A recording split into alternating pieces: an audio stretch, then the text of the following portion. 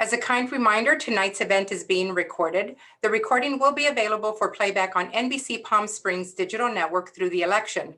Audience video will be turned off and audio muted during this event to help protect the integrity of the digital stream. Good evening and thank you for joining us tonight. As a service to our community, the Greater Coachella Valley Chamber of Commerce, in partnership with the Desert Hot Springs Chamber of Commerce Business Committee, is proud to host tonight's Desert Hot Springs City Council Candidate Forum. My name is Diana Soto. I am the Vice President and Director of Public Policy for the Greater Coachella Valley Chamber of Commerce, and I will be the MC for tonight.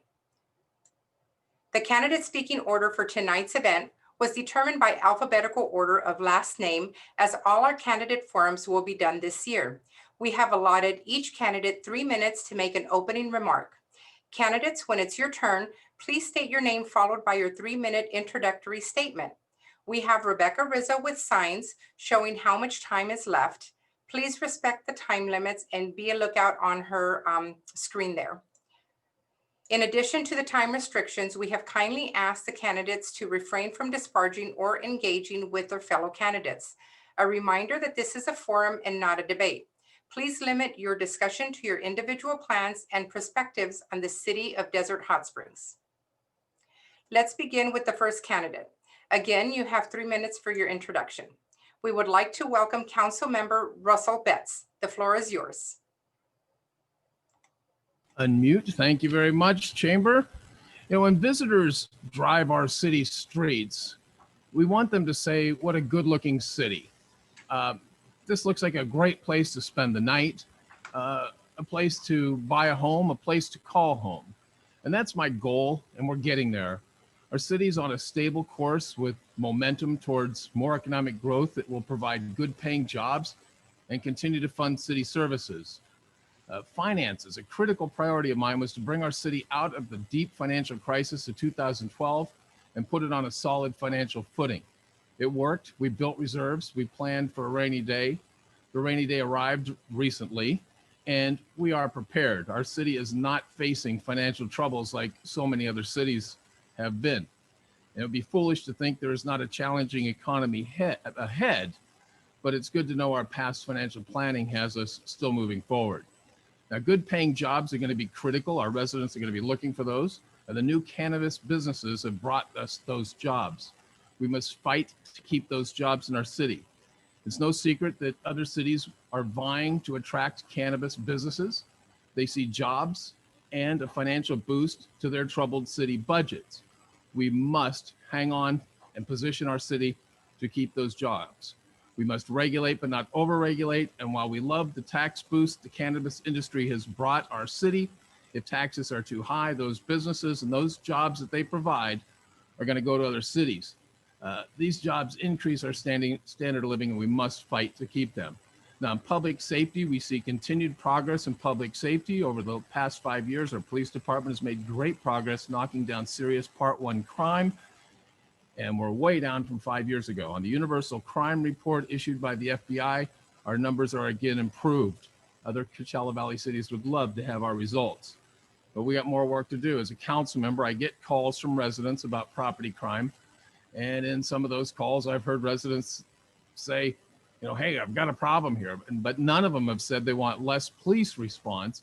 Overwhelmingly, our residents have said they want a crime-free city. And that's my goal. Now, those are just 3 areas. You know, on city beautification, we have tremendous momentum going. All the city parks have been fully renovated. We got 2 new parks on the way. Palm Drive is looking good. We're now focused on other boulevards. And literally miles of new sidewalks have been installed where once kids and other pedestrians were walking in the street. 2 more extensive sidewalk projects are on the way. And we've got a new city entrance to welcome visitors to the new Desert Hot Springs. So as I look at what needs to, you know, what is done and what's coming, I see 2 things. It's a longer list than I'm able to get to in this short opening. And it's something that I want to continue to be a part of. We have tremendous momentum making Desert Hot Springs the home we all want it to be. Experience has brought us this momentum, and I will continue to work full force towards the progress that we've seen and that we will see ahead. Thank you. Thank you, Council Member. Candidate Stephen Gibney.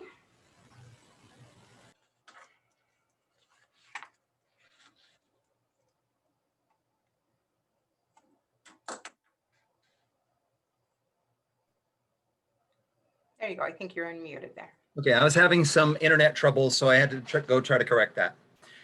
So thank you for having me at this forum. It's time for some people who are not part of a tight-knit group in our city to try to break into our city clique and nucleus, because there are a lot of members on our city council, including our head of our city council, which is our mayor, that try to build a leadership out of a small circle of people. And I've always been an outsider, and I bring information to people in this city that is contrary to what our city council likes to bring up. And it's a lot about things that are coming in the future. Now, a lot of stuff that is going to be coming down the line, our city is building right now. They are part of the infrastructure force that is laying the groundwork for what is to come. And a lot of that kind of stuff is out there, it's open, it's readable, and I bring it to people because I think that the future should be told to people about what is coming. That, to me, being hidden from people is an offense. And I find that they do it on a regular basis. There needs to be someone more in touch with a blue collar worker that needs to be in the city council. There needs to be more people who know what it's like to raise kids. Not to say that people who aren't raising kids who are on the city council don't know what it's like to raise kids, but I think there's a bit of an out of touch going on. So I'm trying to bring to this city council, if I get elected, I'm going to bring you a whole different perspective. Now, a lot of people try to talk about diversity. They try to say, you know, we need a variety of views on things and a variety of people. But if again, you look at the clique that we have, it's not very diverse. It really is a lot of people cut from the same cloth. And I think that I'm bringing a lot of that attention to a lot of people. Now, what we need in this city is we need to share some of the attention that is placed upon the economic growth. We need some of it shared upon the community. And I don't see that happening. I see a lot of lip service and I see a lot of empty promises. And I believe it's time someone who actually comes through and does that. I am not a money person. I don't care about money. I don't want to ever deal with it, but I have to. So money is no object to me. I don't care about it. I do this because I like people. I'm interested in helping people instead of raking in dollars in campaigns. I don't do that. I don't ask anybody for money. I do this all on a grassroots level, and it's time for a difference of opinion to be allowed into the city council based upon how the voters vote. It's time for a change in Desert Hot Springs. And my only campaign promise is that if I'm elected, I will tell you everything that I can legally tell you that is going on within our city council. Thank you. Candidate Jessica Gilbert, the floor is yours. Thank you both to the Greater Coachella Valley Chamber as well as NBC for this forum tonight. I'm not new to the city, but I am definitely new to politics and not involved in politics at all here. So my background is I've been a resident here for 28 years, a full-time realtor for 25 of those years. My late husband and I, we raised our 3 children here, and we've called DHS home for that length of time.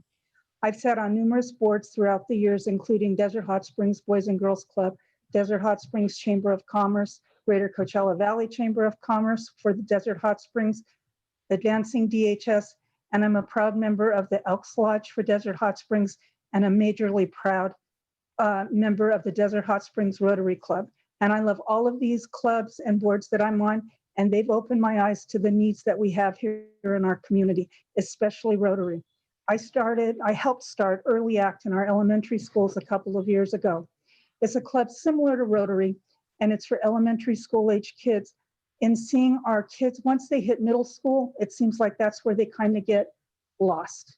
So we thought if we start in elementary schools and we start teaching them good leadership skills and good citizenship skills, teach them service above self and helping their classmates and others in the community, they will take that along with them to middle school and high school, where we also have Interact clubs, which is also similar to our Rotary Club. We had 20 graduates this year, and I just have to brag just a tiny bit because all 20 of them, the ones that applied for scholarships, all received them, and all 20 of them went on to college this fall, or this fall. And as of March 13th, when we basically were all quarantined, the senior center director, Melanie, came to me and said, hey, we've got seniors out there, they can't get their food. Do you think you might be able to get Rotary to help? So Food Now, Rotary, and Food Now, Rotary, and the Senior Center, we all team together, and we have everyone working together. And weekly, we take these groceries to the seniors so that they are able to get what they need. It's actually, I just want you to know that I look for the resources in the community. Anything that we can do to add to what's being done now, I'm all for it. We need desperately to have more. And I appreciate this time, and I hope that I can earn your vote. And I know that our current needs are just a few. There's many, many more. But again, thank you so much, and I look forward to hearing more from the community. Thank you very much. Councilmember Robert Griffith.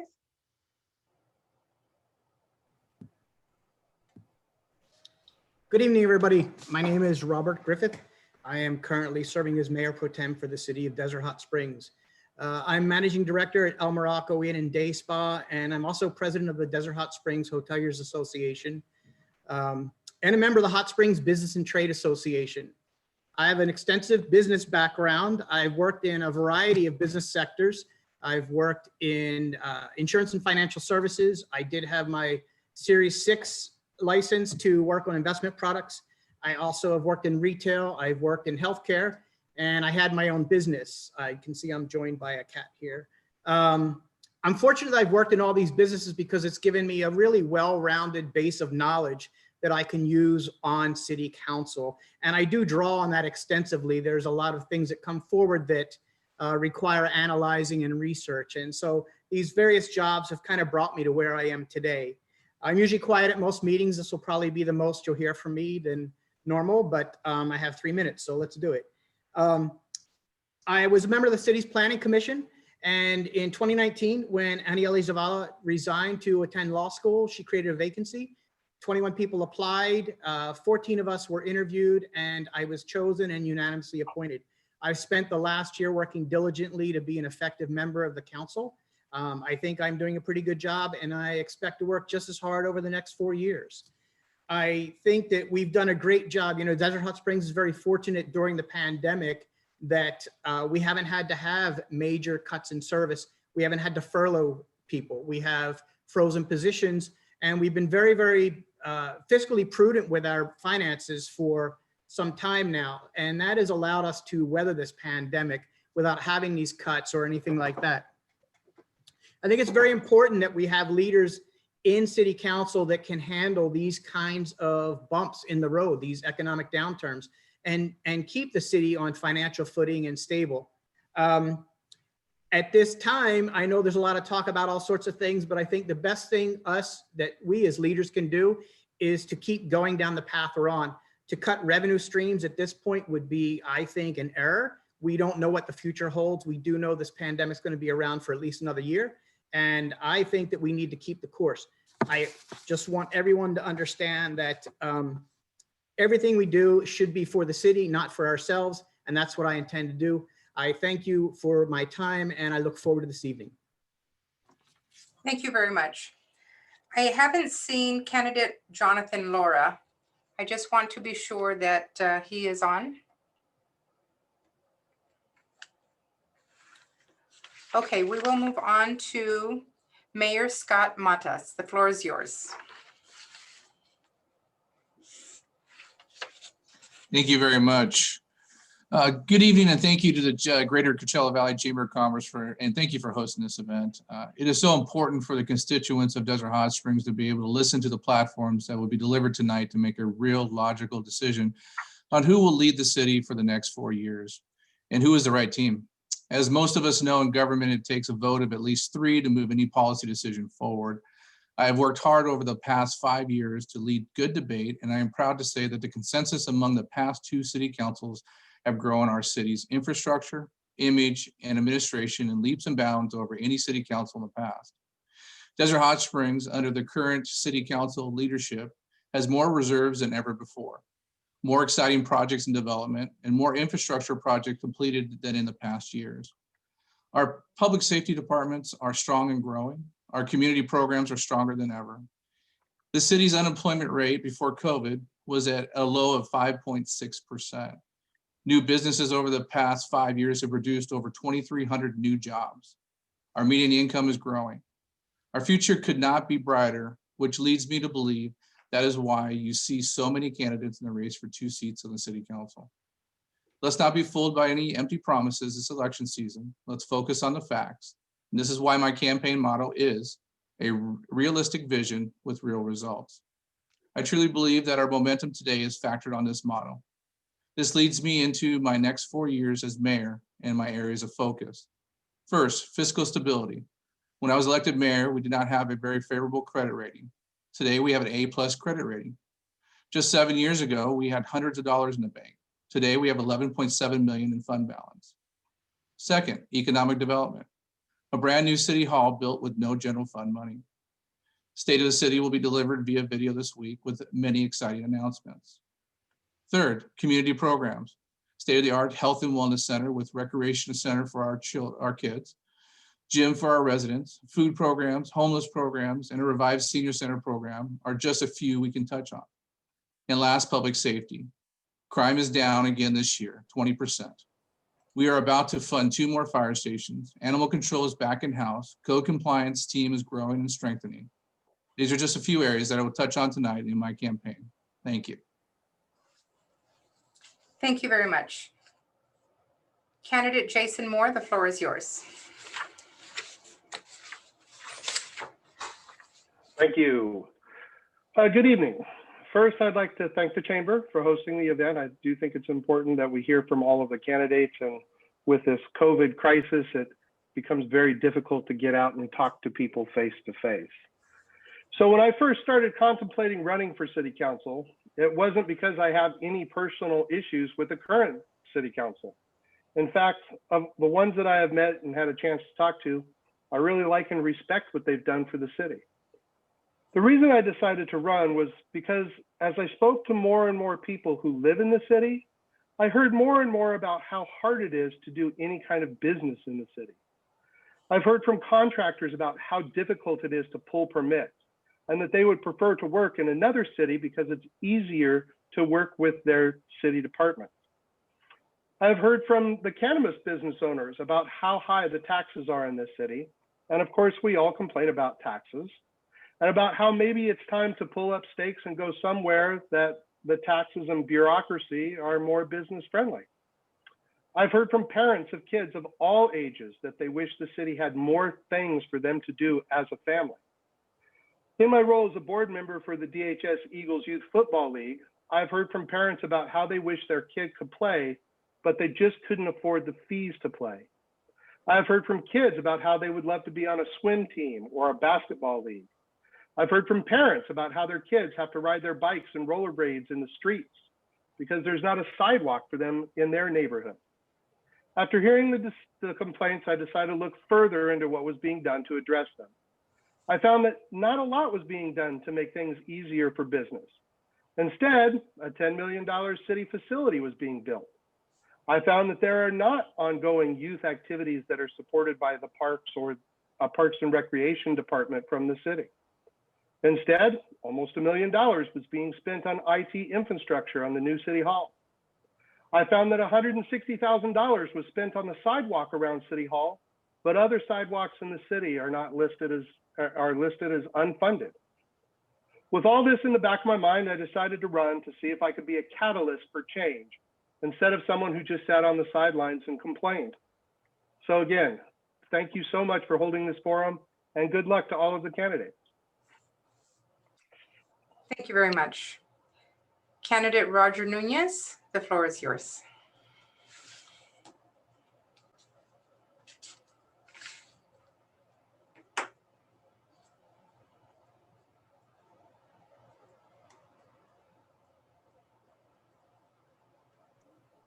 There it is. Can you hear me? Yep, here we go. All right, perfect. Hey, good evening, everyone. Just give you a quick introduction to myself. My name is Roger Nunez. I'm 46 years old. I worked 20 years for the County of Riverside with Child Protective Services. I sat on a planning commission for the city of Coachella back in the early 2000s, when we got to see the housing boom. I think that gave me a kind of an insight of small time politics and what happens in cities. The great thing about sitting on that planning commission seat was I got to see what developers really see about communities. For years, you see these developers come in and wreak havoc in cities and give them mediocre projects, mediocre homes to the residents there. So once I got on there, I made it my great effort to make sure they brought quality homes, bigger homes, bigger lots, 2-story homes. So I got to see that happen. It's just a great way to see Coachella grow in the early 2000s. I sat on the youth advisory committee for the city of Coachella. We got an insight of what the community wants by holding community meetings and asking them what do the families want, what do the kids want. I see that a lack here in this city. We moved here 3 years ago, and in that time we've seen a lot of I want to say big city politics in such a small town, and that's too bad. That's a shame, because again, this is a small city, and you shouldn't have to worry about big politics in such a small city. I see that we have a lot of activities, so like Mr. Moore said, is that the youth are lost here in the city. There's nothing, the Boys and Girls Club's gone. Community center is there, but doesn't service the community, only a certain clientele, which is a shame. I have a high school student that's playing football. When he asked me, Dad, I want to go after school to the gym next door in the community center. So he goes and they reject him. And I'm like, okay, they probably need a parent to go sign him up. I went over there. They said he has to be 18. How does that make sense? How does that say that's the community center? That makes no sense. So we have a community center that doesn't serve the community at large, especially. We have so many kids, at-risk kids, that could be utilizing their time in the community center, which is not being used.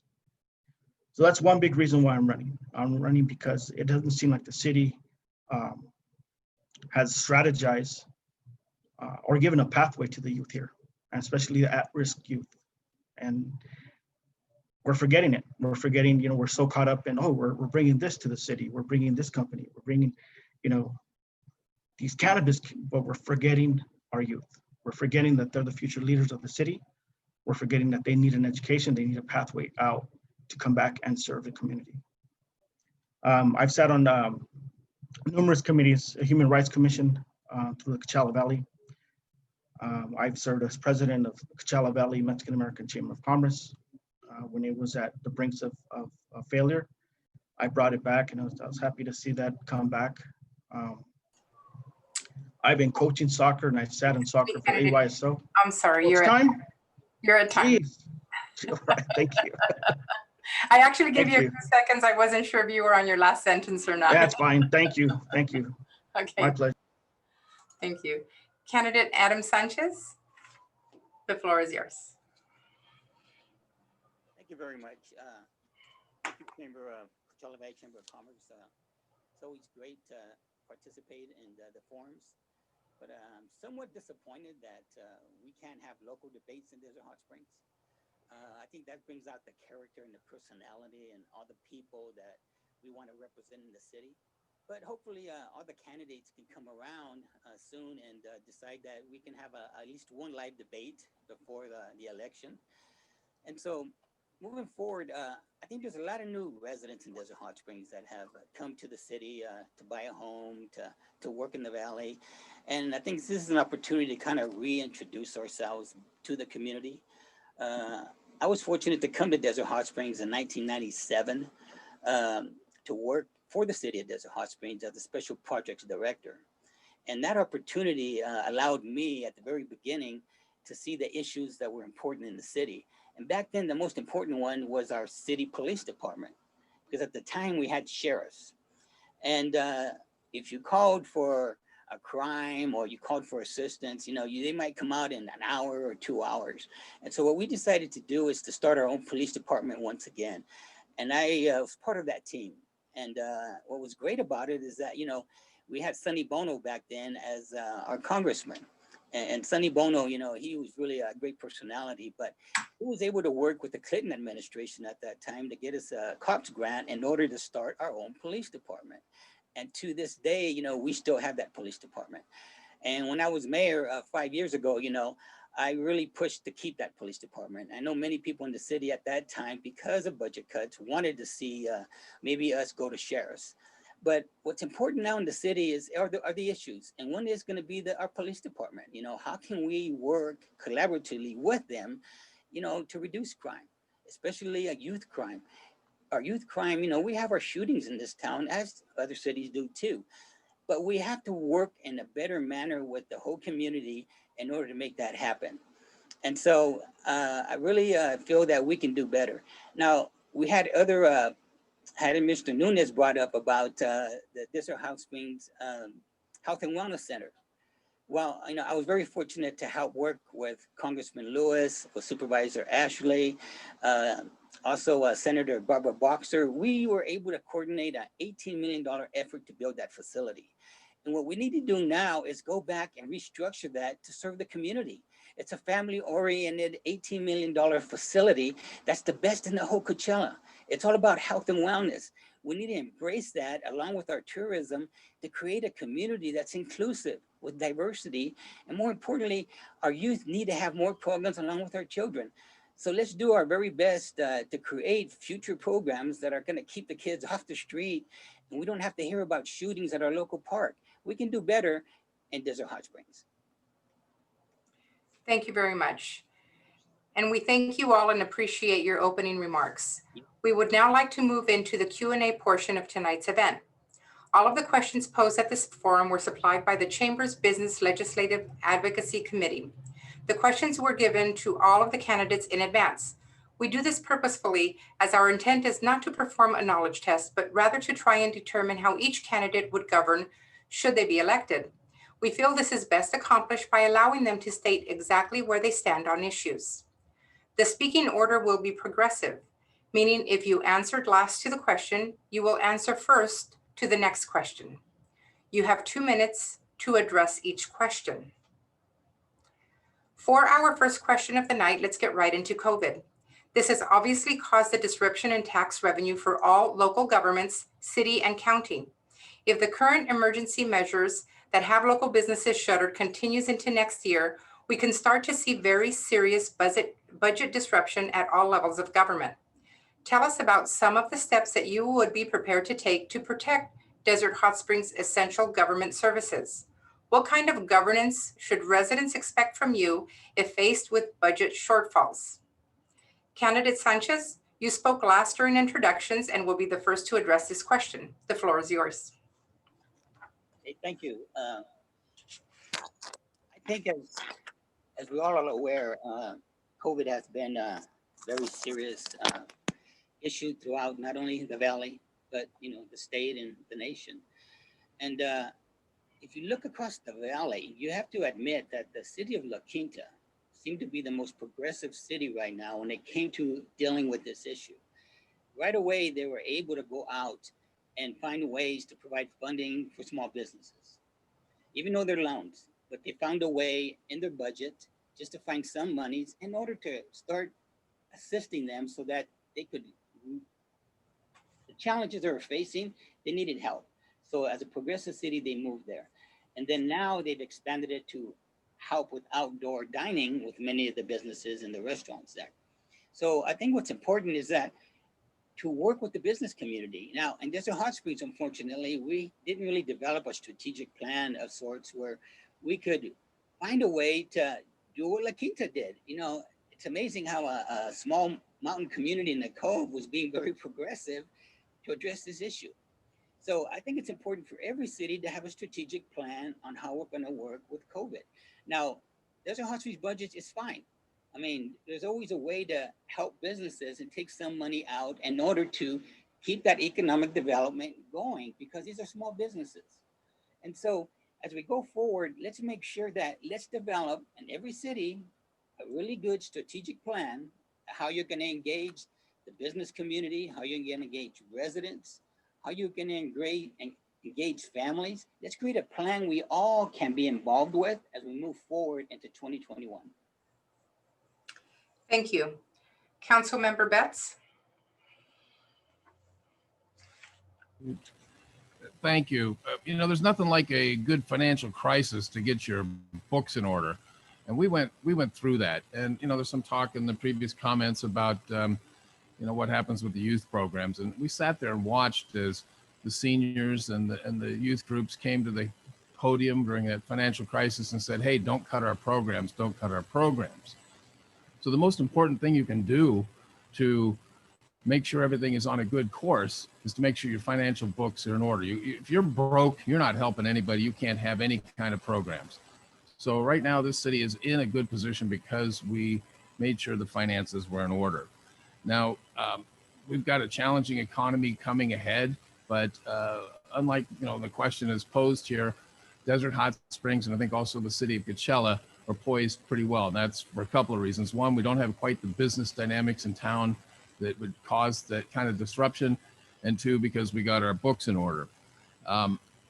What can residents expect? I think was part of the question, is they've already seen how we got through that past crisis. And the first thing you want to set as a rule in a council is that you're not going to you're not going to cut the kind of services that people rely on first. What we did is we cut expenses at City Hall. And we hope we don't have to get to that point, but it was very painful to have to cut city salaries and city staff and wages. That was a severe move to have to make, but we were in that severe of a crisis. But the first thing you cut is City Hall, and then you start cutting the services if you get to that point. Now, the main point is to make sure you don't ever get there. You want to, in good times, good financial times is when you want to make sure you're taking care of yourself through the difficult financial times. So we've got to watch this very carefully going ahead and just make sure that we, take a look at what we went through in the past to get through. And that's what I ask the voters to look at is, we're proven in this area. So whatever's coming ahead, as long as we are doing the work now, not later, to conserve dollars, we'll get through it. Thank you. Candidate Gibney, the floor is yours. Okay, so I'm unmuted. You can hear me? Yes. Okay, so the question was, for first question, if the current emergency measures that have local businesses shuttered continues into next year, we could start to see very serious budget disruption at all levels of government. Tell us about some of the steps you would be prepared. I just want to recap the question. Be prepared to take to protect Desert Hot Springs' essential government services. What kind of governance should residents expect from you if faced with budget shortfalls? So I guess there's two questions. How would you be prepared to take steps what steps would you be prepared to take to protect Desert Hot Springs' essential government services? I think that it would probably be a collaboration of a lot of different, departments, and you'd have to sit down and evaluate what was available at the time.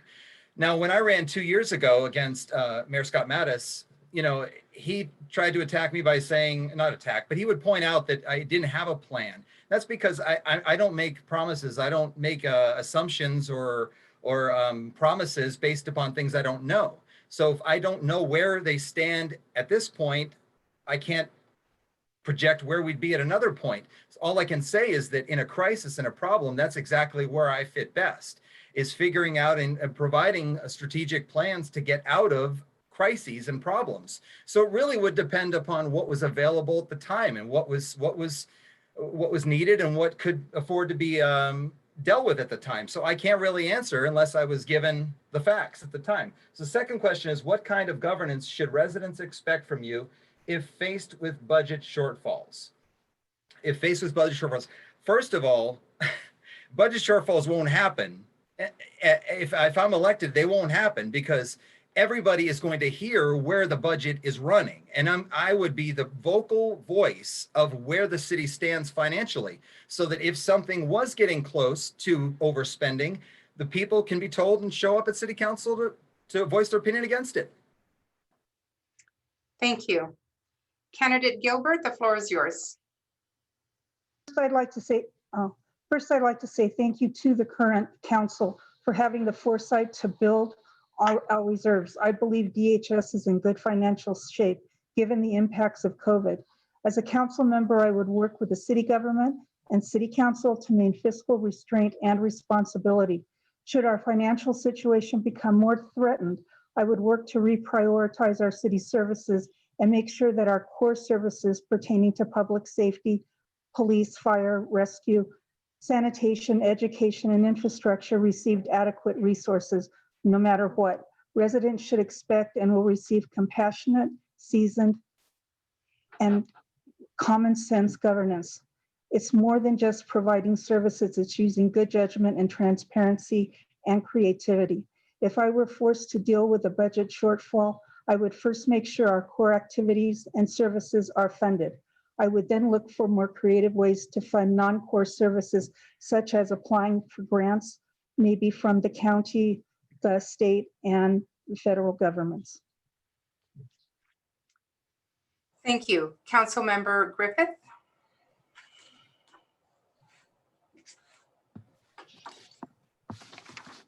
So just like all cities, COVID-19 has affected Desert Hot Springs, but we've been very fortunate. The city council, the past council also was very smart. They learned from the past mistakes of the financial downfalls. And so they've done a really good job at putting reserves aside, and that has saved us. We had about a $300,000 shortfall this past year, and we were able to take some money out of reserves to cover that. We've been very fortunate, unlike a lot of other cities, because we do have a little bit of a more diverse business base. We're not 100% tourism related. That's not to say some business sectors haven't suffered, but the city as a whole has been helped because one of the business sectors, cannabis, was considered an essential business. They never had to close. So that's a revenue stream we did not lose. We do expect that this will affect us through 2021. In the hospitality sector, they do not expect things to get back to 2019 levels until 2023. So we do expect a shortfall. We have accounted for that. Should it get worse, we would obviously all have to get together and make some hard decisions. But we feel that our reserves and the past fiscal conservancy has gotten us to the point where we can weather any kind of downturn. I think one of the things we do need to do is we need to talk to our federal government, just to let everyone know. As of September, it's estimated over 100,000 jobs were lost in hospitality throughout the state of California. And if you include support businesses that support hotels, over $234,000. That is not an amount of jobs that any city itself can handle. So what we need to do is get our federal government to step in and give assistance where the cities can't. Thank you. Thank you very much. Mayor Matas, the floor is yours. Thank you. The Desert Hot Springs City Council met on a regular basis once COVID hit to talk about the issues that we were facing. We weren't able to give any grant funding for just small businesses from our general fund, but we have aided with the help of SBA, County of Riverside, and many other programs. As mayor, I provided many messages outlining the help for small and large businesses through Zoom town halls and social media messaging. City of Desert Hot Springs has weathered this storm very strong so far. The city had a $300,000 deficit in 2019 and 2020 fiscal year. This was covered by our proactiveness and having reserves. Our financial team has predicted that we will have about a $750,000 deficit this fiscal year. And with the proper planning, we will be able to again use reserves that can cover this shortfall. Our cannabis reserves are 25% of the taxes collected. With just under 4.7 million collected last fiscal year in cannabis taxes, we can safely say this one reserve account alone could cover the deficit.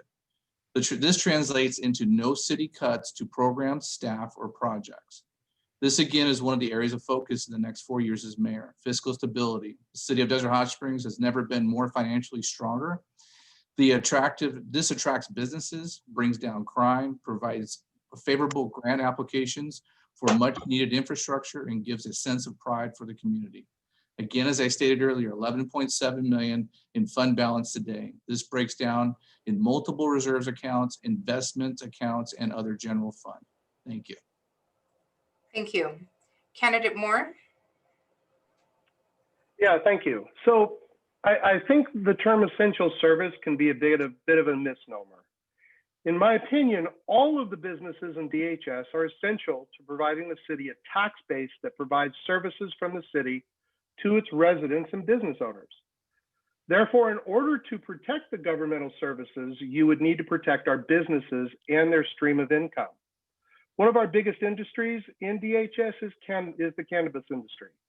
So keeping this industry in the city should be one of the priorities in a budget crisis, or really at any time. Losing this industry because the city raises or imposes unreasonable taxes would reduce the city's income by 27% towards the general fund. According to the governor's office, we're going to be in this crisis for somewhere between 5 and 7 years. And as such, we should do everything we can to make sure these businesses do not go to another city to fill their own coffers. Do not make the mistake of thinking you are going to ride out this crisis on the back of a single industry, which is where we are heading right now. So in order to weather a financial crisis, we need to take care of all of our businesses in DHS. Thank you. Thank you. Candidate Nunez?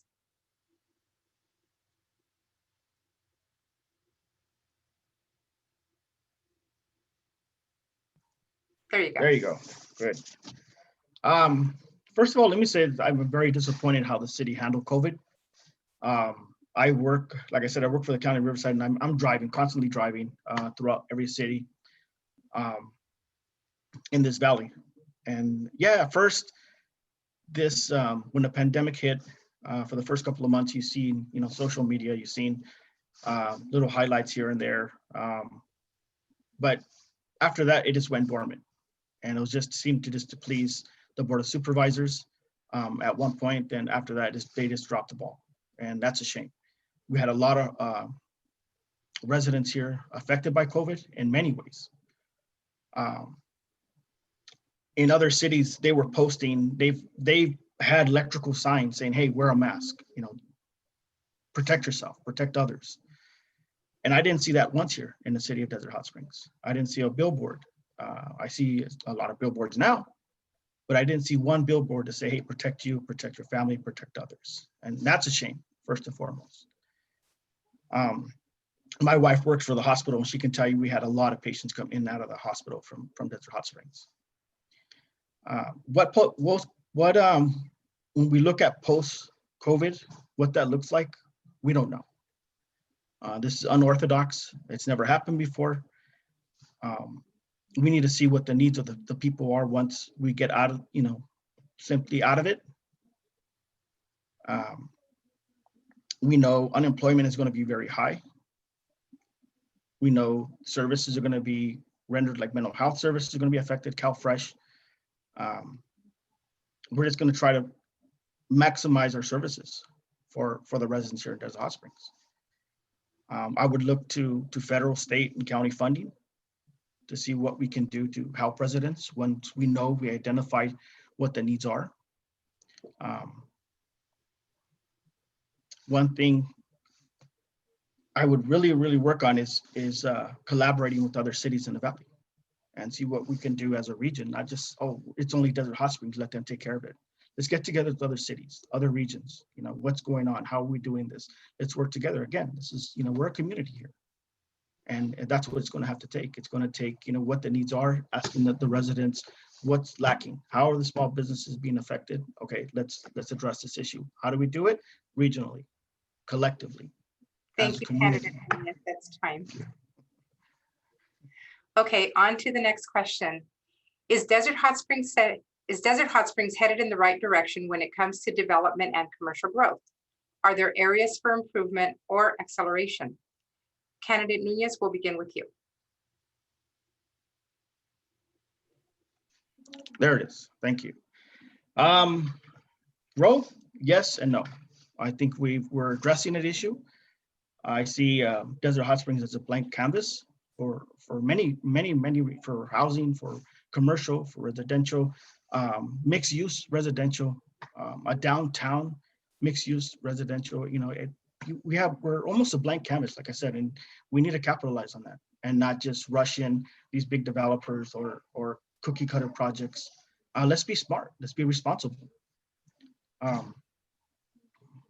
Another issue I was disappointed is that Kmart building. If you would come and tell me that, oh yeah, cannabis is coming in here, but we're going to start a cannabis college, the first one in the Southern California to do, I'll be on board.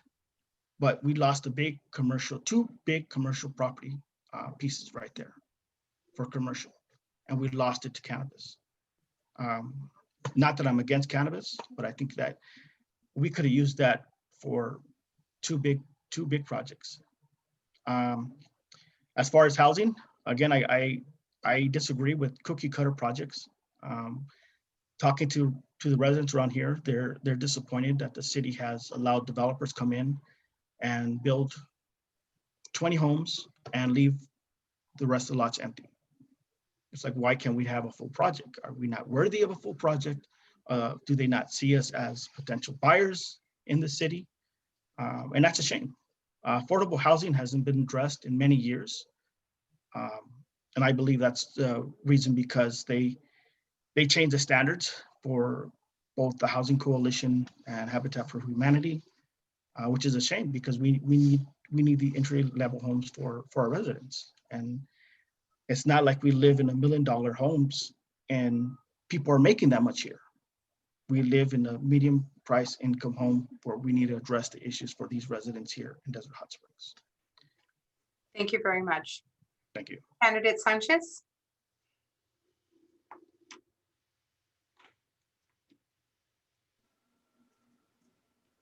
Okay. You know, as we move forward with developing community development, I think we shot ourselves in the foot.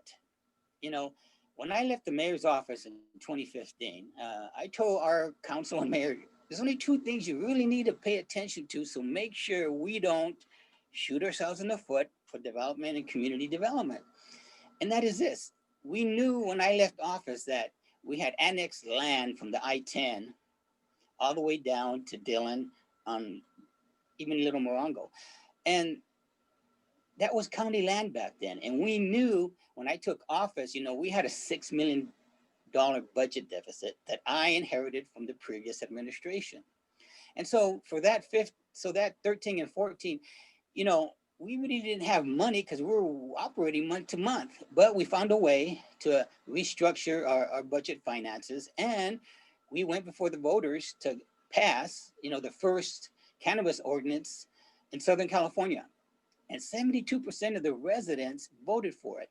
Now, many voted for the 1 cent, but it was a clear sign that people didn't want more taxes in Desert Hot Springs. And so we knew that moving forward, we had to do that nexus study. Otherwise, we're going to end up in a lawsuit we have right now with Coachella Business Park, 160-acre park, the largest in California. And we ended up in a lawsuit with them. And that's totally unacceptable.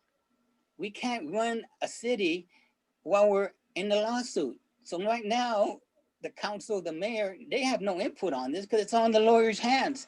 We can do better, Desert Hot Springs. We can't have lawsuits that are costing us economic development in the city of Desert Hot Springs. Thank you. Councilmember Betts? Thank you. Patience was never my middle name, what my mom would tell me. You know, there's always more you can do on the economic development front. I'm going to take some exception with the suggestion that the Kmart building wasn't a good deal for the city. We were sitting with an empty building wondering when it was going to be filled and what it was going to be filled with. And there wasn't a bigger fan of Kmart than me. I was continually singing the praises of Shop Local. But we've got 100 jobs paying $42,000 a year just for starters, and up more than that. And that is some real benefit to our residents. When you have somebody who is making very little money and now they're both members of a family or making that kind of money, it's raising their standard of living and it's lifting up the community and it's making their lives a whole lot better. And that's very important plus in what we've done in the community development area. The jobs that have come in from the cannabis industry, it's the same thing. People are now able to work a regular manufacturing job schedule rather than a schedule that's, you know, got them away from home when the kids are there or when the ball games are taking place. So yeah, we've done great things when it's come to, you know, lifting up the median income of the city, which is critical to a lot of other things that we want to do in the commercial development area.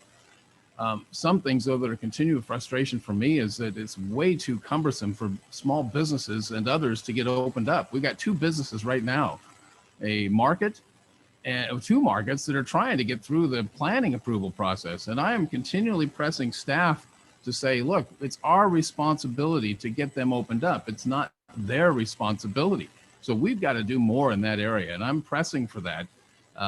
You can't just say the ball is in the court of somebody who wants to get opened up in our city. We have to make sure that that we're providing the resources and everything we need for those business owners to be able to get open and provide the services and the economic benefit in the city. Thanks. Thank you. Candidate Gibney?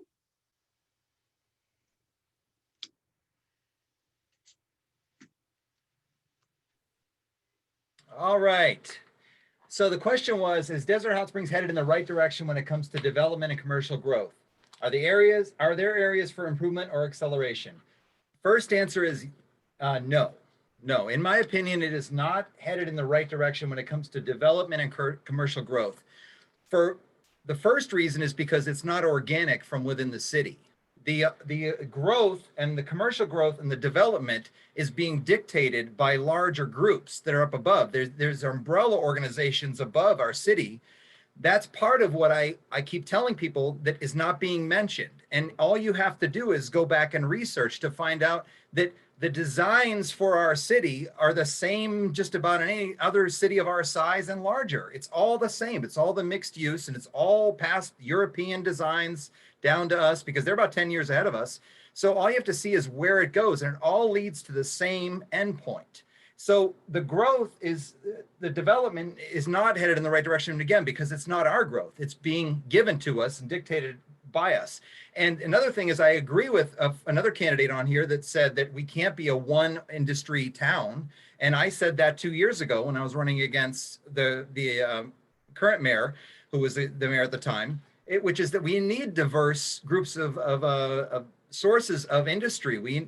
Our auto body shop got kicked out of the valley. They were sent up to Yucca Valley when the one trick industry moved into town. I mean, our spas are failing. I mean, we have to look at diversifying our growth and where the commercial growth is going to be.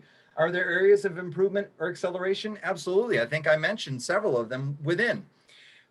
Last thing I will say very quickly is jobs are not going to be growing. So if you have a candidate promising you jobs other than what we have in our industry here, they're not going. AI is taking over. AI is taking your jobs. The future, and I will elaborate further. If I see this video on YouTube, I will post what it's about. It's about artificial intelligence taking over your jobs. You're going to be a poet in the future. Thank you. Candidate Gilbert? In my opinion, we are definitely headed in the right direction. At the top of my list is the city hired last December one of the best economic development persons I have ever had the pleasure to meet. She's very hands-on and very easy to speak to. I've talked to her many times over the last 8 months, and she hasn't missed a beat. I've gone to a couple of openings with her, and she's always asking everybody, how did you decide on this building? And how did you decide this time frame? I mean, she's very good and very hands-on. We've got many projects in the work. We just opened the pharmaceutical company, as was mentioned. The grocery outlet opened in July and hired all local employees. We have a new dog groomer and animal daycare combination and the new chiropractor. Just the other day in Forbes, they reviewed 6 glamorous hotels and resorts opening soon in California, and our very own Azure Palm Hot Springs Resort and Day Spa made the list, scheduled to open in January. Real estate prices are up. We have Gallery Homes building in Skyborn. Rolling Hills is now building out the rest of their lots. And when I'm driving through town, I'm seeing all the infill lots being built on recently. My personal goal is to try to get more young families into home ownership. And it's not so much because I'm a realtor, it's because they really need homes. Rentals are skyrocketing. And we have these great programs the county has for first-time home buyers, And I'd love to see that utilized by our residents. I just feel we need to educate the people here. If they build on their personal wealth, along with that increases their personal wealth once they buy a home, that attracts new businesses. It all goes hand in hand. Thank you very much. Councilmember Griffith? So is there room for improvement? Yes. There's always room for improvement. That's just the reality of life. And I think we've come a long way from where we were. We just spent quite a bit of time updating our general plan and our zoning. And we also updated our housing element. We were behind on that, and that has been done. It qualifies us for some state grants. I believe we're headed in the right direction when it comes to development and commercial growth. In terms of the zoning, some of the stuff we did was we took a look at our old zoning and updated it. So now we can have mixed use in the commercial area. So you can have developers who will come in and do commercial on the first floor and housing above. This helps to reduce the cost so you can have more affordable housing. We also have the Planning Commission coming forward next week, I believe. Next week? 2 weeks, yeah, next week. With a complex, it's 400 unit condominium complex that is also supposed to have some affordable housing. So we are moving in the right direction. There was a number of developments that stopped when we hit the recession in 2008. They've all started to restart, including Agua Dulce, Rolling Hills, and Skyborn. And I'll go back to what everyone else is talking about. Some of the openings we had, the grocery outlet, which has provided some jobs, and Royal Emerald Pharmaceuticals. This was a really, really great thing for us because they did take over that Kmart building. They're going to have 200 jobs, but within 5 years, they expect to have over 1,000 jobs.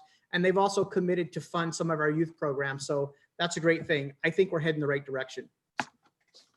Thank you. Mayor Matas?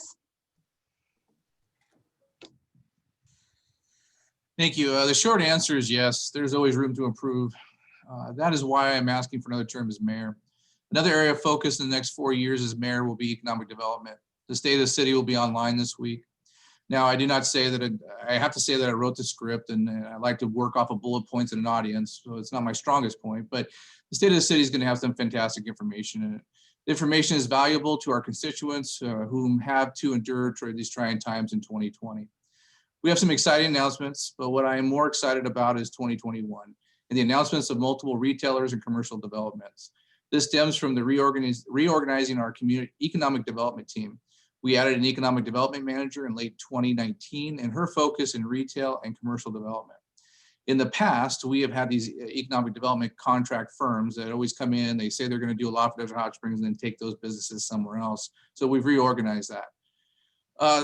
Denise is dedicated to representing the city and only the city with retailers and commercial developers when commercial developers come to town. In the pipeline are multiple restaurants, commercial developments, and even a tap house. Our large projects such as Tyson Ranch Project, Royal Emerald Pharmaceuticals, and multiple housing projects are moving along in development process. Some have slowed because of COVID, but they're still moving along. 2021 is very strong, is going to be a very, very strong year for Desert Hot Springs. Thank you very much. Candidate Moore?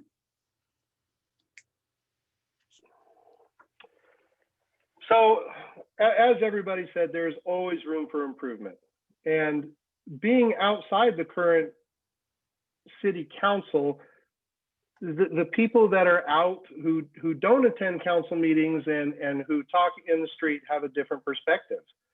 And that perspective is that the current city council really doesn't have a future vision. We haven't heard about all of these wonderful projects that might and may be coming to the city.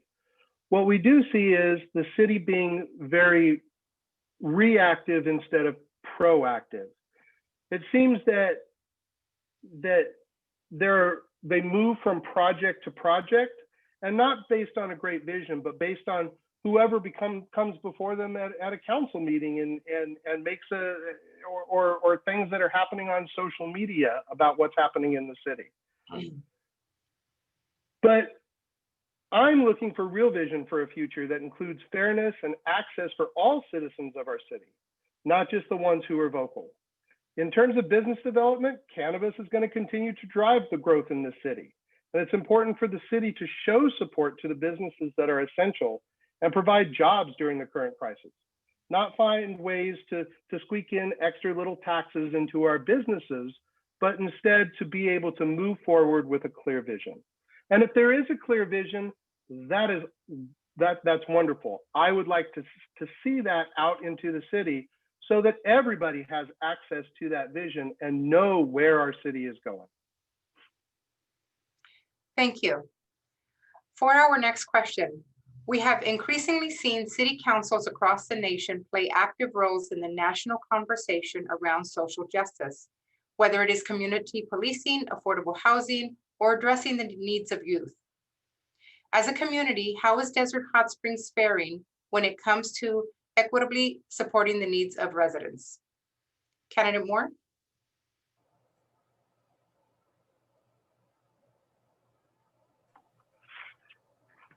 I think the city has addressed the needs of our seniors quite well.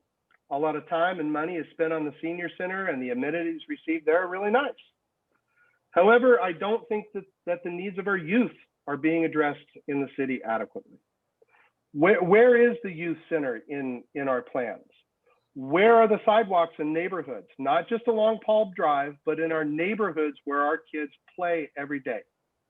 We have great youth sports programs in DHS. We have AYSO soccer, we have Little League, we have youth football, but all of those are run and paid for by those organizations and through donations from local businesses. They're able to give scholarships to kids who wouldn't otherwise get to play.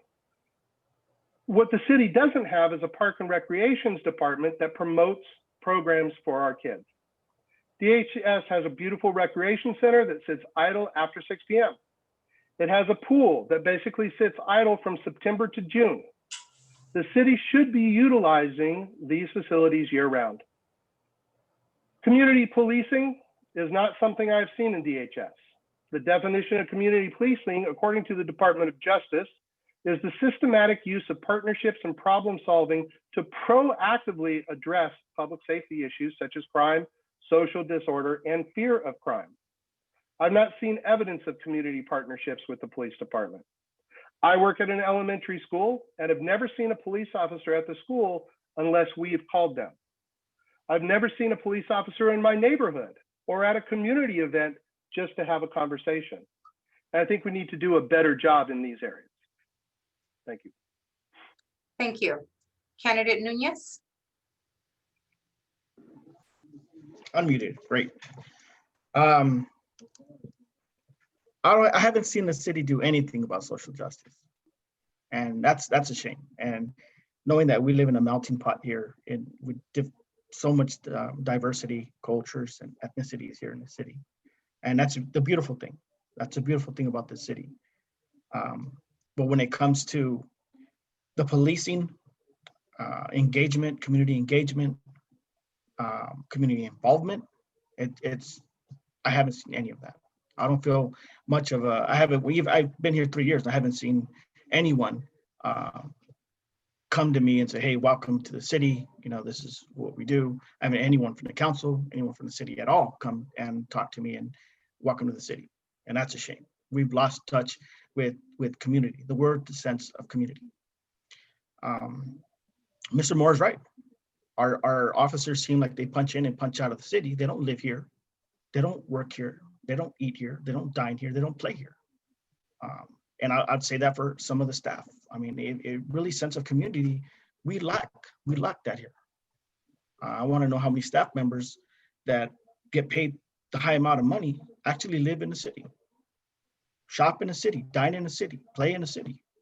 You know, we have to bring that. Once they start living here, they see what it is to be a community. And I'm hoping to do that with the officers, you know, bring back community volunteering, working with the at-risk kids like you see back in the days. You see officers volunteering their time in the city that they work in the city that they live in, giving back to the community, hoping and watching these kids grow up, that they don't become involved in crime or in drugs. That's where I see headed. We're headed in that direction. As far as rec, I totally agree. I want to build a partnership with the Parks and Rec Department in the East Valley. There's no reason why we can't extend their services out here.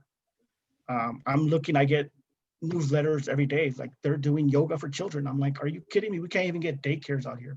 We can't even get the community center open here. And in the East Valley, they're doing yoga for children. I'm like, where's disparity here? Like what's become more important in our community? And if it's not our youth, then what is it? Thank you. Thank you. Candidate Sanchez?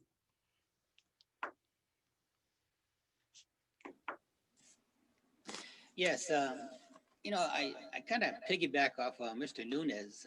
I think, he's really speaking from the heart on this issue. I think what you need to look at is who is Desert Hot Springs? Who are the people that live here? What are basically the demographics? So look at it. The median income in Desert Hot Springs. I'm sure all the candidates know what that is. It's probably around 30,000. I mean, and then look at our schools. 75%, of the children are Latino background. And 75% of that, they all qualified for the federal meals program. And there's nothing wrong with that. We are who we are as a community, because I can tell you the Latino community is family oriented. We take care of our families. And even though we can do it with 30,000 a year, probably better than people that make 150,000 a year. But the facts are, you have to look at the demographics. Who represents Desert Hot Springs? Who are the people that live here? And what are the challenges that they're facing? I mean, how can you have a city council of 5 when there was a Latino who was there a year and a half ago and they could not appoint another Latino to the council? So that tells me that there's no leadership at the mayor's office, because you should have had diversity. You should have had equitably. I mean, you should have put another woman or a gentleman of Latino there on the council. It was like a no-brainer. But that's the leadership you get at City Hall. They don't want you to be represented by people who live in this city. And so you don't have that type of social justice in Desert Hot Springs. Thank you. Councilmember Betts? Thank you. My goal in the national conversation has been to help everybody that's economically disadvantaged in this city and to be their advocate. And I've done that. We've had small businesses start up that needed help getting started, whether it be getting a grant application or getting their permit process through with the Department of Health. I've seen senior citizens who were taken advantage of by companies that were selling them an air conditioning unit they didn't need, and I've gone to bat for them. I've seen in this community way back when cars were being impounded and held for 30 days, not because the state law said so, but because somebody thought that was good punishment. That wasn't the law. And I went down to those impound yards and I got those cars pulled out. And I told the city staff, we're going to change that policy. It's not right. We're not going to do that to people. You got the registration and the fine, the impound fee and the towing fee, you go get your car. Not some punishment to take somebody's car away from them. And when tenants have called me and said, hey, I just got a notice from my landlord that says I'm supposed to be out, what do I do?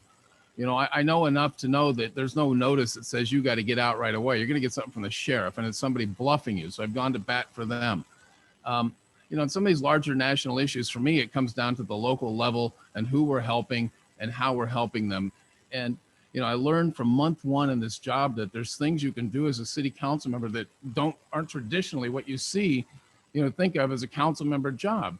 But it gives you tremendous ability to help people and to improve their lot. And I've done on the comments about the police, I've done ride-alongs with our police department. I've seen the interaction that they have in some very touching, difficult situations involving families. And we got a tough job to do in this city. It's a luxury to have our own police department. And I hear some of this stuff on community police, and we've tried it. It's expensive. We have to watch our finances. You know, we are doing stuff for youth with the Desert Hot Springs Recreation and Teen Center. It's a facility that's there. It's paid for, a $27 million building that's paid for. Let's open it up. Let's use it. You know, but it's a huge accomplishment to have that building paid for without any drain on the city budget right now as far as mortgage payments. I don't think people realize the impact of that. That's a $27 million building that's paid for and ready to go. But Thank it you, took some work Councilmember. to get there. Thank you. Thank you. Candidate Gibney?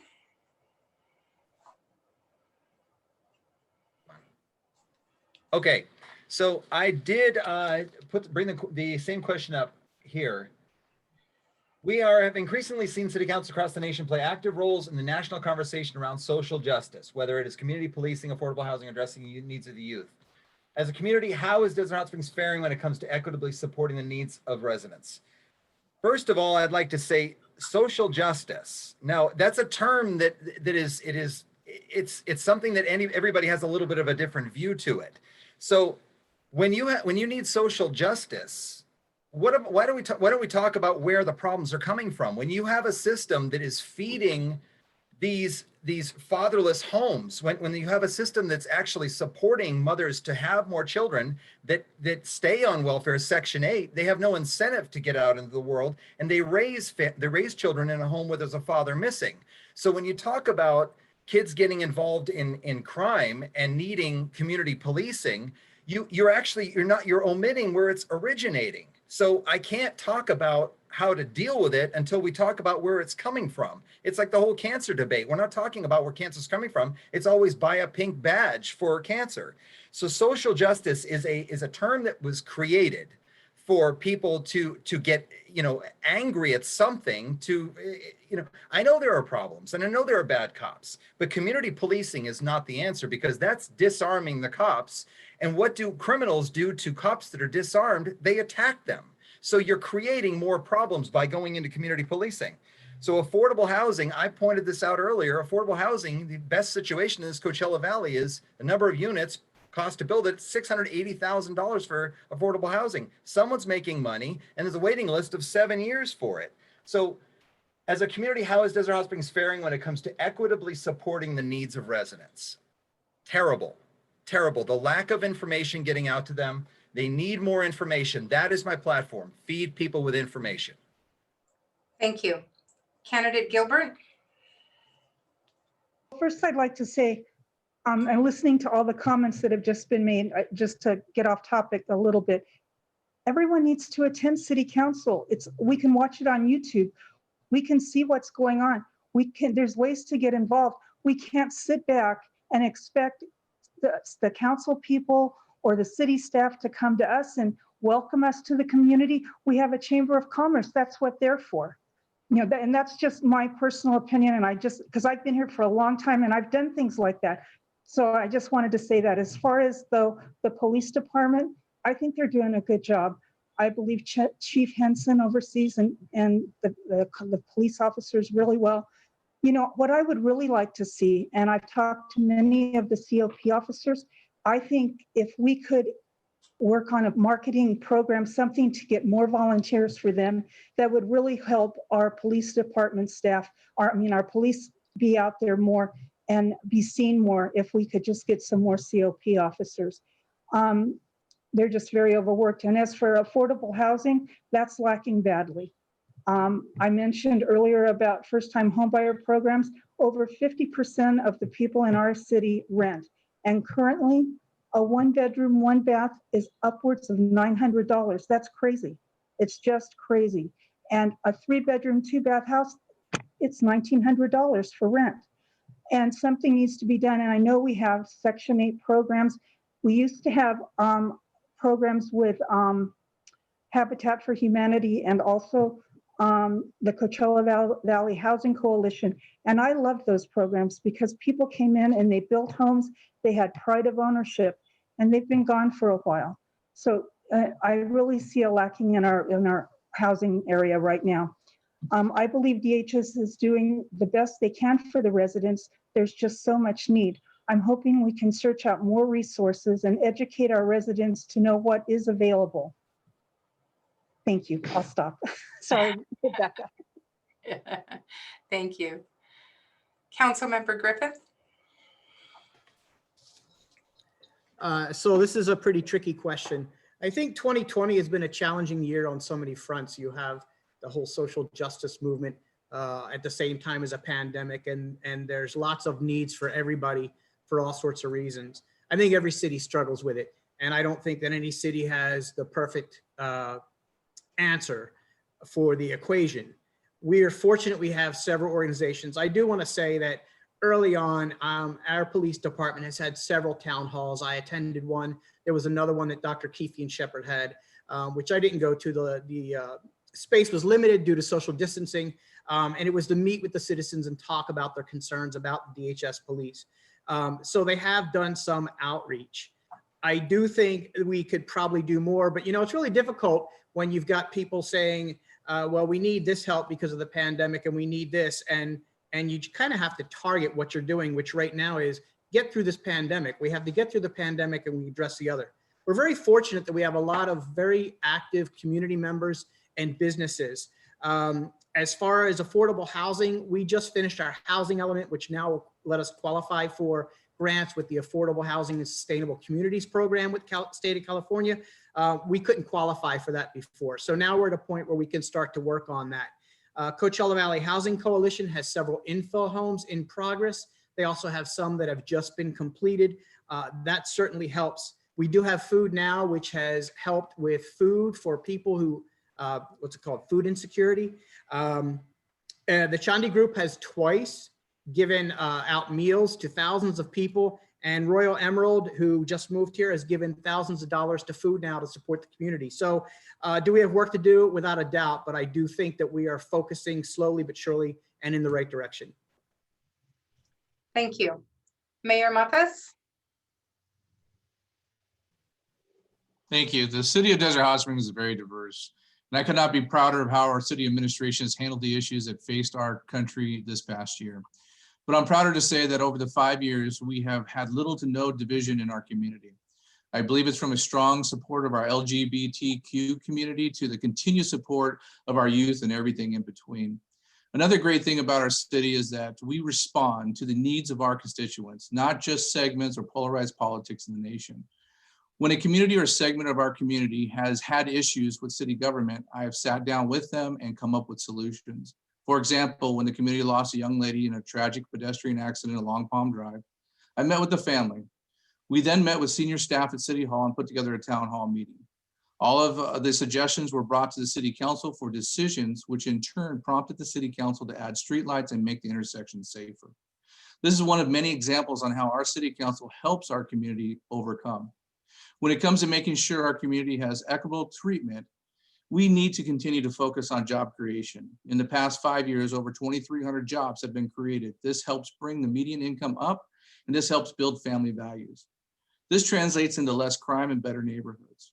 We have focused on the image along our main thoroughfares and putting together community programs. And now it's time to clean up our neighborhoods. This leads into my next two areas of focus, community programs and public safety. I don't have enough time to get into all these points in this area, but you can find my bullet points on my webpage at vote.scottmattis.com. And you can always reach out to me and get more details. Thanks. Thank you. For our next question, we will ask each of you to finish this sentence. Desert Hot Springs will be successful over the next decade if its city council does blank. Mayor Mathis.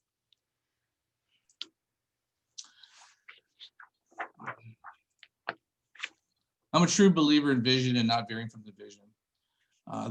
Most cities in the state and the nation have been have not been focused on the figureheads at the dais, but the vision set and continued progress of that vision.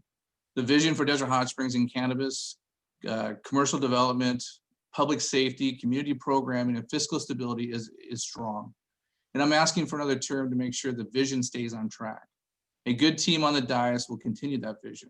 In my State of the City, I refer to an iceberg. You can see about 10% of that iceberg above the water, but you fail to realize that 90% of the iceberg is below the water. Too many times elected officials focus on that 10% and forget the 90%. With the vision set over the past 5 years, I will continue to focus on 100% of our community needs. Thank you. Thank you. Candidate Moore.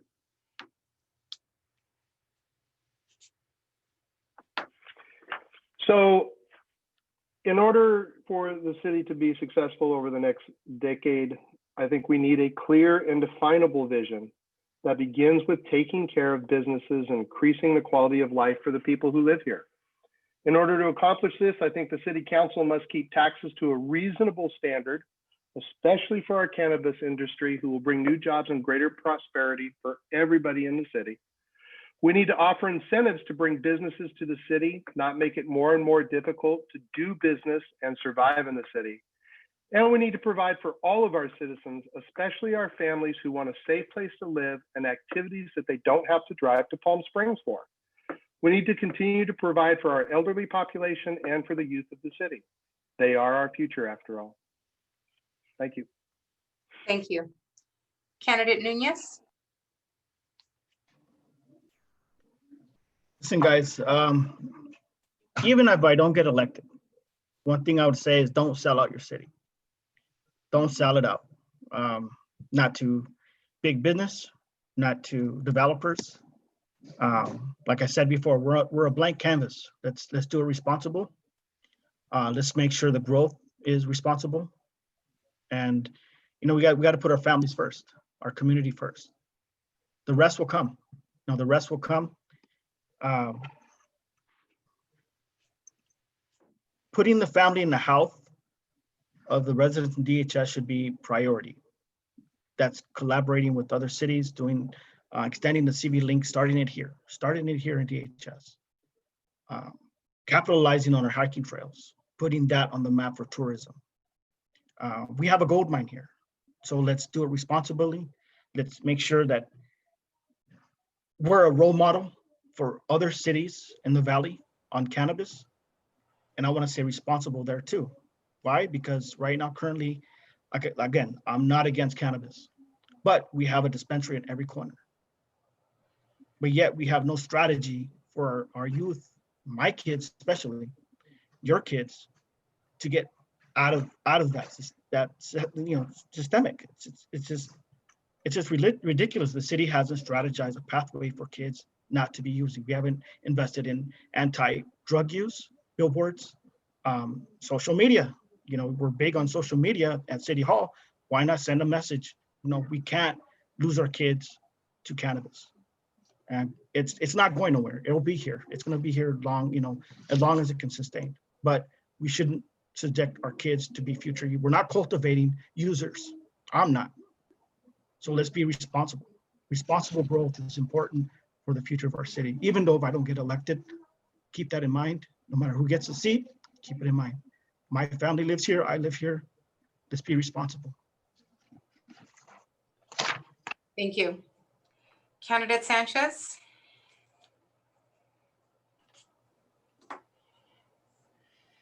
Yes,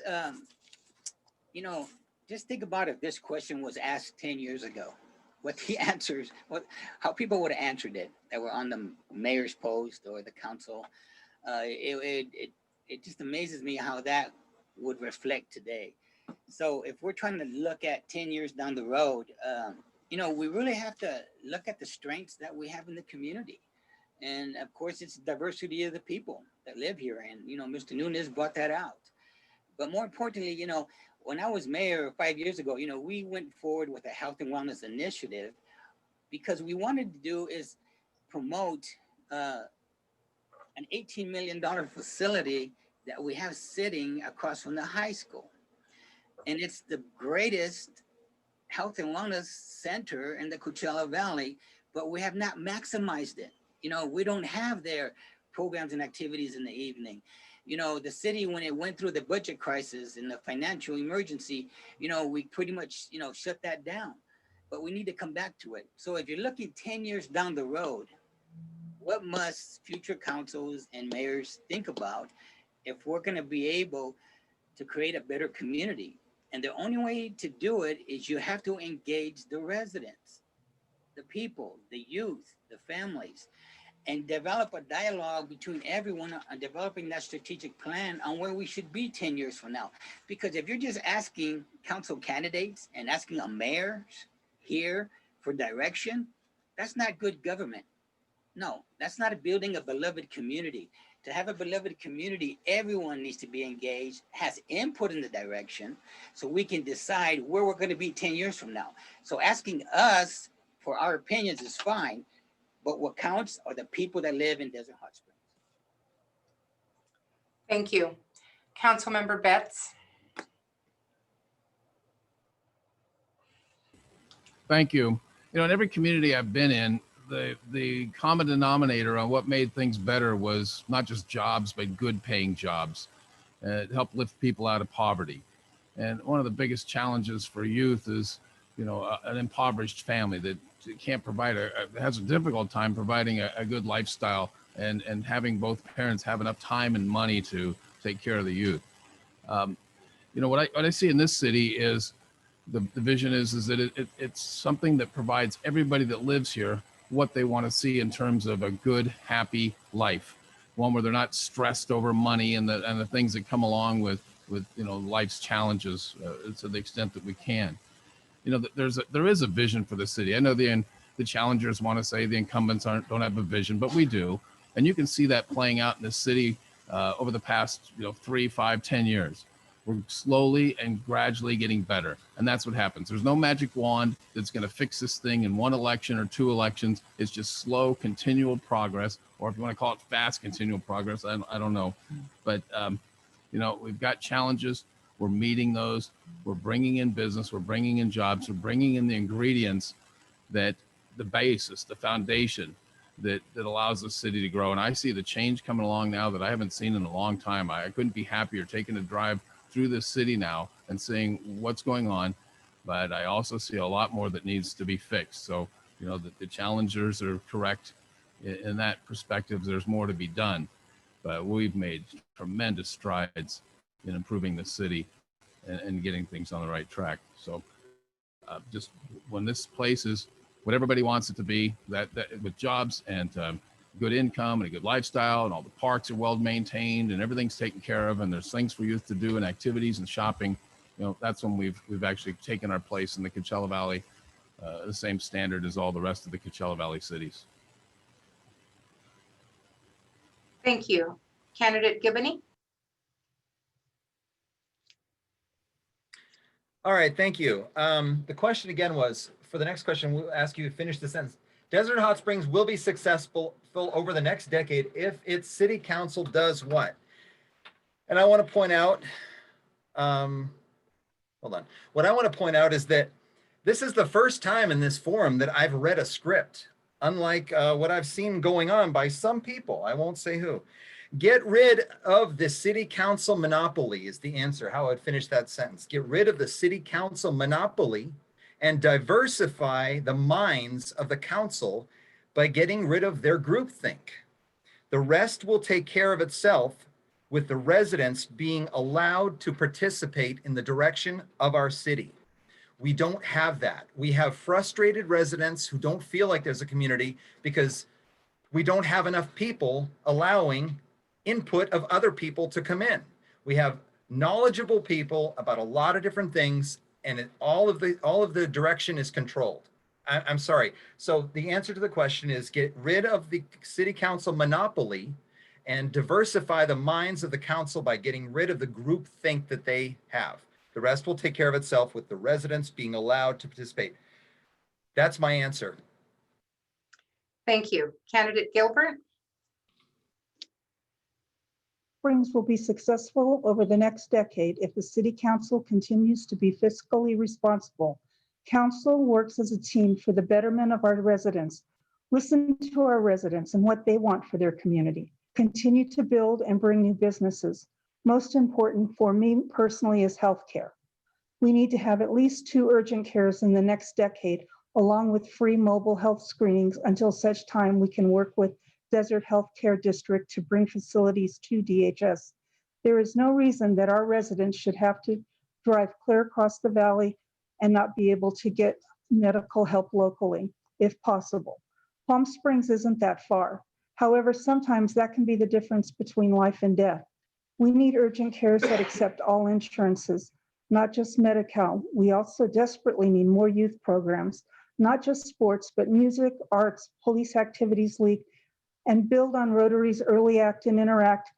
They are our current youth service clubs. And there isn't any cost to the students, families, or city to continue to improve our image and utilize our natural hot waters to the maximum and totally become what we were meant to be, the health and wellness city, and always, always remain the little city with the biggest heart. Thank you. Councilmember Griffith? Desert Hot Springs will be successful over the next decade if its city council continues on the path they have set over the past several years. We've gone from a near bankrupt city to one with an A+ credit rating, fiscal stability, improved roads and street lights, and one that's moving forward despite the pandemic-related recession.